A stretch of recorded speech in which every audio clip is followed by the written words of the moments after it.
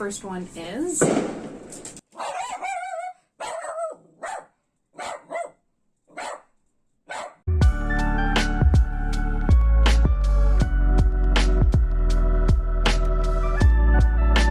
Hi, hello friends and strangers. Welcome back to Pam Shenanigans. And remember when I said that I won't be purchasing any more books this year because I've had so many books that I've hauled in the previous months? Remember that? That is kind of a joke because we have in this video my year-end book haul.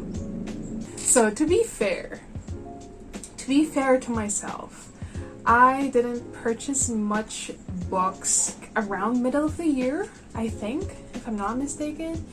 And I only started purchasing books again around November or October, and there aren't even hauls to begin with.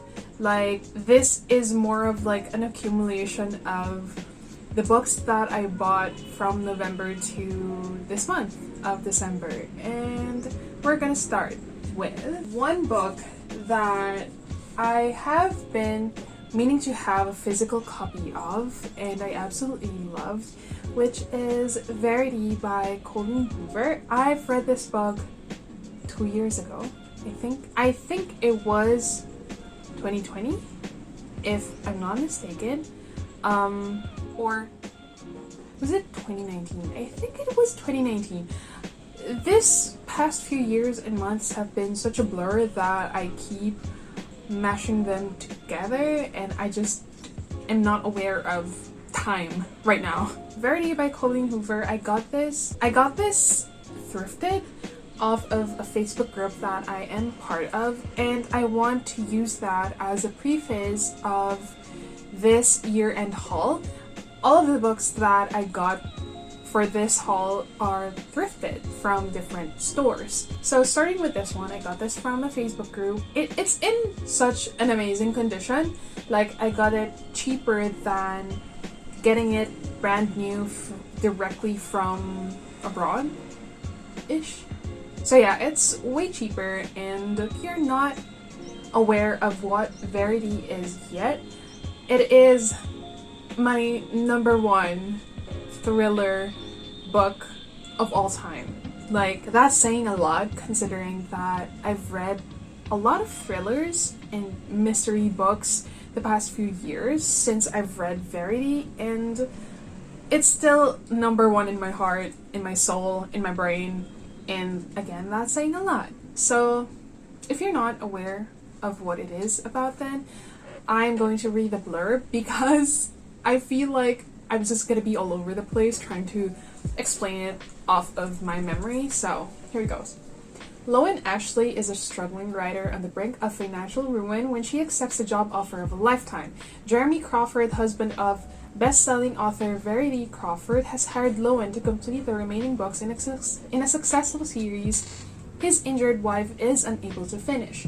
Loan arrives at the Crawford home, ready to sort through years of Verity's notes and outlines, hoping to find enough material to get her started. What Loan doesn't expect to uncover in the chaotic office is an unfinished autobiography Verity never intended for anyone to read. Page after page of bone-chilling admissions, including Verity's recollection of the night their family was forever altered. Loan decides to keep the manuscript hidden from Jeremy, knowing its contents would devastate the already grieving father. But as Loan's feelings for Jeremy begin to intensify, she recognizes all the ways she could benefit if he were to read his wife's words.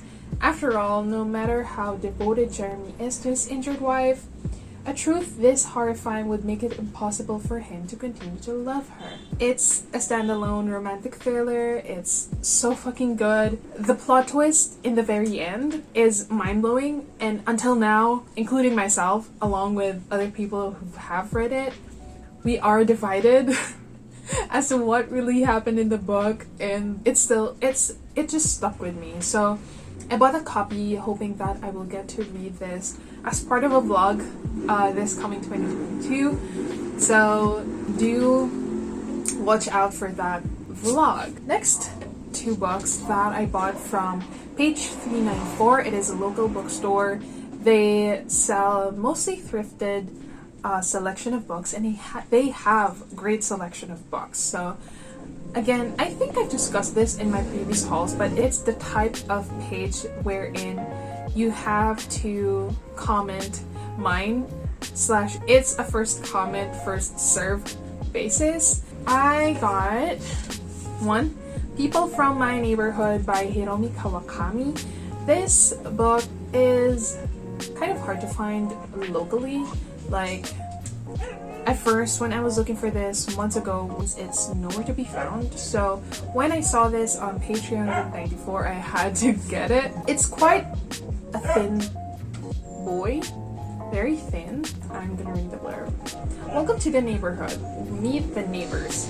The small child who lives under a sheet, the old man who has two shadows, one docile, the other rebellious, two girls named Yoko who are locked in a bitter lifelong rivalry, the people who visit an apartment block and come away with strange afflictions. In Kawakami's super short, palm of the hand stories, the world is never quite as it should be, but you won't want to live. Upon reading this before, as in the blurb, it was giving me sort of like Japanese Welcome to Night Vale vibes because of the blurb, because of how strange and like almost comical the characters are based on the blurb. So I am hoping to read this next year. Next book that I got from page 394, another thrifted book, is Penguin Classics, as in the Penguin books of Japanese short stories. So I think that's kind of self-explanatory of like what type of book this is. So it's quite thick because like the font aren't even that huge, so it's kind of a thick boy. And yeah, it's in such a mint condition as well. The plastic cover, I was the one who placed it. I was in the mood to read audiobooks and do something with my hands at the same time, so I think this is one of those things that I think I can dive into in a different video. But yeah, it has something to do with audiobooks and doing something at the same time. These are the two books that I got from page 394. Next books. This box I got from Big Bad Wolf over at Lazada. If you're not a Filipino viewer, subscriber of mine, Lazada is a local shopping app. It's like Alibaba, it's like AliExpress or whatever, so you get the gist. I got this box thrifted. Again, Big Bad Wolf sells a mix of brand new and used books. The condition wherein this box came in, they looked old, but they were sealed. So I got 5 books from them for like less than 1,000 pesos, so it is such a steal. First is a Chalk Polanook book called Survivor.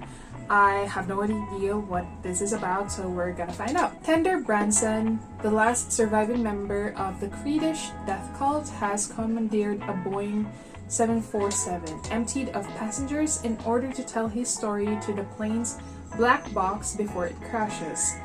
Brought up by the repressive cult and, like all Creedish younger sons, hired out as a domestic servant, Tender finds himself suddenly famous when his fellow cult members all commit suicide. As media messiah, he ascends to the very top of the freak show heap before finally and apocalyptically spiraling out of control. Sounds like a Chalk Polanook book, to be honest. So yeah, I got this for like less than 300 pesos, I think, or less than 200. Not even over 200. Next book is a thick boy. This is also a thick boy. It's called A Brief History of 7 Killings. So I have this book on my TBR for so long, for years, and to the point that I actually forgot what it is about. But look at how thick that is, and such a small font size as well. Okay. In total, it's 688 pages. What is it about? Okay, let's read it together. Jamaica, 1976. 7 gunmen storm Bob Marley's house. Oh, yeah, Bob Marley, yeah. So I think now that I've read the first line, I think this is sort of like historical fiction because of the involvement of an actual assassination attempt to Bob Marley's life. Okay, I'll read more just to confirm. 7 gunmen storm Bob Marley's house, machine gun blazing. The reggae superstar survives, but the gunmen are never caught. From the acclaimed author of The Book of Night Women comes a dazzling display of masterful storytelling exploring this near-mythic event. Spanning 3 decades and crossing continents, A Brief History of 7 Killings chronicles the lives of a host of unforgettable characters: slum kids, one-night stands, drug lords, girlfriends, gunmen, journalists, and even the CIA. I'm fucking sold. Yeah, I am slowly starting to remember why I added this to my TBR, so yeah. Next book. I didn't have it on my TBR, but I found the cover quite interesting. There's just something about the book that I got captivated into adding it to my cart. The book is The City Always Wins by Omar Robert Hamilton, and let me read the blurb. This is a revolution. On the streets of Cairo, a violent uprising is transforming the course of modern history. Mariam and Khalil, 2 young activists, are swept up in the political fervor. Their lives will never be the same again. Brave, visceral, and electric with tension, Omar Robert Hamilton's debut novel uniquely captures the feverish intensity of the 2011 Egyptian revolution. From the euphoria of mass protests to the chilling silence of the morgue, The City Always Wins is the only novel that allows readers to pierce to the bloody heart of the uprising. Okay, now I remember why I also picked it up. Because it is a book by an Egyptian author. And I don't think I've ever read a book ever of an author with Egyptian descent.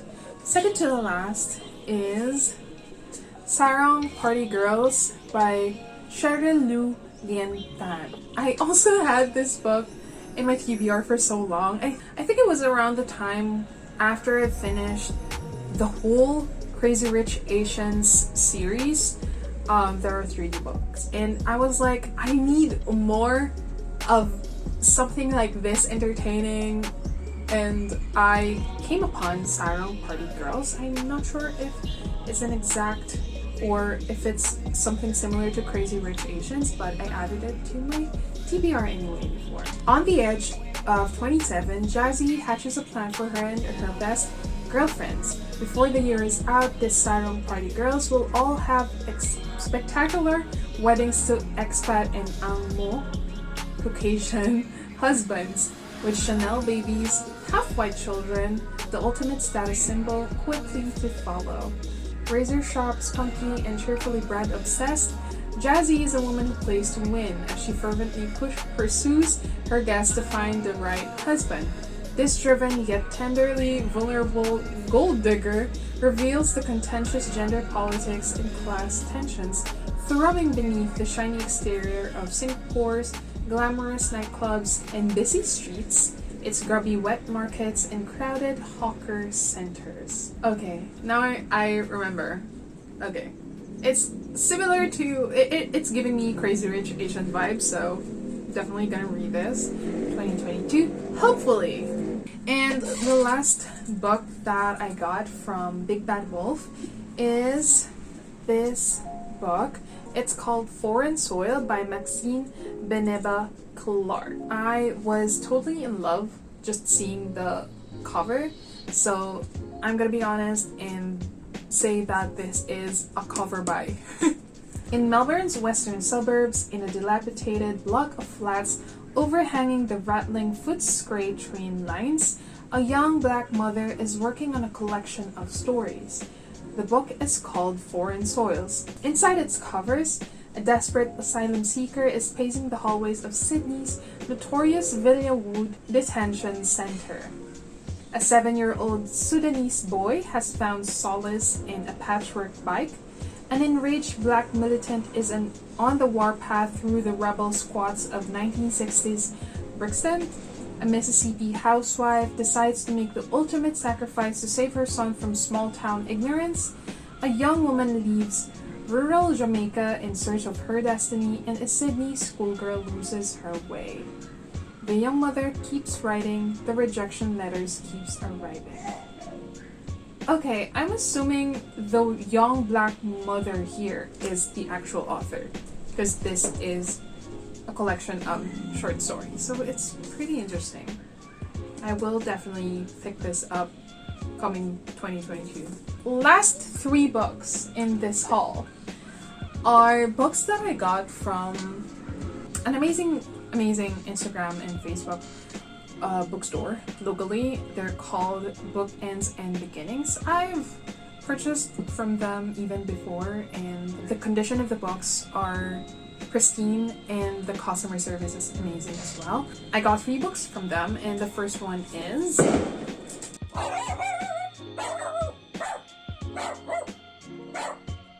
before I got interrupted by a firecracker and my dog, who you now know is afraid of firecrackers.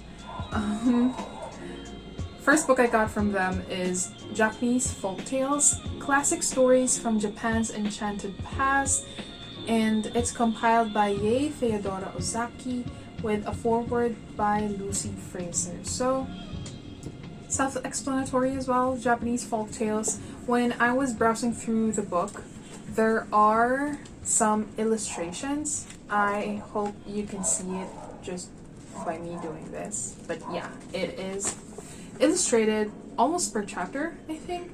So I think it is in support of the folk tales and the stories that are in this book. And the next book is Memoirs of a Polar Bear by Yoko Tawada. I am not sure it is. Okay. I was thinking of Yoko Ogawa. I was like, the author sounds familiar now that I'm reading it. But yeah, it's not the same as The Memory Police. Memoirs of a Polar Bear by Yoko Tawada. This is definitely a cover by, and I think I saw a friend before post about this. I don't remember who, but I remember seeing this on Instagram or on Goodreads. So let me read what it is about. Memoirs of a Polar Bear stars 3 generations of talented writers and performers, famous stars of the literary world, the circus, and the zoo. They happen to be polar bears who move in human society. In part 1, the matriarch, enjoying the intimacy of being alone with my pen, accidentally writes a best-selling autobiography in the Soviet Union.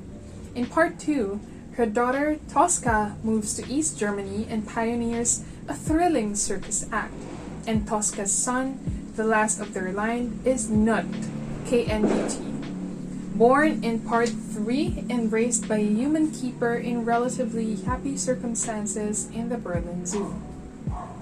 Main characters are bears. That's enough for me. Last book for this year-end haul, and the last book that I got from Bookends and Beginnings, is a thick and heavy boy. Very thick. It's Blankets by Craig Thompson. I have had this book in my TBR for so fucking long. Although it's a used copy, or like not brand new, it's in really good condition. Like all the pages are intact. There are just a few dents here and there, but it's still thrifted. So it's still cheaper than buying it brand new. And as long as, I feel like my principle is like, as long as I could still read the book and the cover is still intact, that's good enough for me. So just a few looks into the insides of the book. So yeah, there it is. It's a very thick boy. I think this is over how many pages?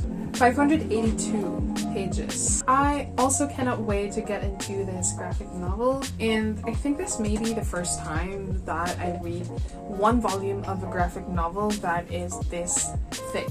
But I'm not complaining. So there you have it, friends and strangers. That was my year-end book haul with a total of 11 books. I hope you all had or is having a great, spectacular, good, decent holidays. It's December 31 here in the Philippines right now. As I'm filming this, it's around 3 p.m. and I hope you had a great reading year, and do share your favorite read of 2021. I know it's gonna be tough just choosing one, but yeah, give me recommendations down below. Share with me the books that have made an impact in your 2021, and if you have read any of the books that I've hauled today, do let me know if you've liked it or you had other comments. I'll see you again very soon, friends and strangers. Thank you for watching. If you've gotten to the very end of the video, thank you very much. That means a lot to me, and thank you, friends and strangers. I'll see you again very soon. Bye bye.